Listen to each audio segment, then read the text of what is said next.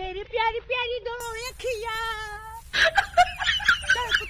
इस दिल से निकलती रही मुझको क्या सजा दी। नमस्कार दोस्तों, कृष्णा जी का ऑफिशियल यूट्यूब चैनल पे आप लोगों का स्वागत है।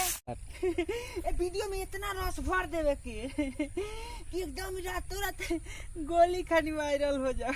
आज हम अपना गांव में कुछ पुराना चीज देखावे जाता नहीं रहुए लोग के बीच में। और टिकटॉक को हमने के बहुत बड़का स्टार बन गए रातों रात यार। अब हम टिकटॉक स्टार हो गए, टिकटॉक स्टार यार। कौन हो रहा बाप रे, अभी इसने फोन कर कौन है? तोरा नहीं खेला कर, तोहरा नहीं खेला कर। चल कैमरा करेंगे से हिसाब करो तनी हम ते हमरा के नहीं खिस पहचानत बाबू। तोर सकालवा देख के मालूम चलता कि ते कितना नीमन घर के बारिश। ओए घर पर मत जो, तोहरा के कोई हम अपन औकात बता दे। हम टिकटॉक के बहुत बड़का स्टार बनी, बहुत बड़का स्टार। तनी बबुआ इज्जत से बतियावा, इज्जत से। ते हमरा के चिन्हत नहीं खिस रे, औकात में रह, ज्यादा आसमान में मत तू।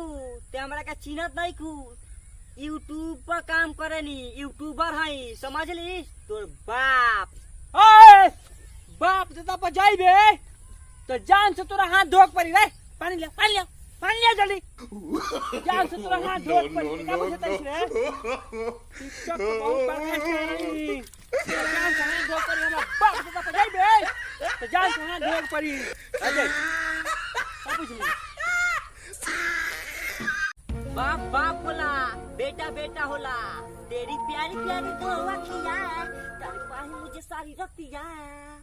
चला तो चांद तक न तो शाम तक। ओए अगर टिकटॉक के बारे में उल्टा सीधा बोला बे तो काम बहुत खराब हो जाये। का समझ ली? तोरा ले ज्यादा पहचान हमार बा। का बुझली साहब बाबा? तने नहीं बा हो, तोरा के समझाओ में हमरा ज्यादा टाइम ना लागी। का बुझत रही? टिकटॉक के स्टार है, टिकटॉक के बुझलिस नु ते? का बुझलिस? हां का बोलेला? ए बाबा तू हमरा के पहचान करो। की बताओ जो तू लोग कितना कमा ले लो है नौटंकी से। कब हुआ उठा के धरा लो, कब हुआ उठा के धरा ले लो। हम टिकटॉक बनावे नी, टिकटॉक से 1 लाख रुपया महीना में कमानी। यही से कहला बेटा बेटा हो, बाप बाप हो। हम 2 लाख महीना कमानी। हम तोरे खाली ना कहनी कि एगो लाइक कर दले, एगो फॉलोवर कर दले।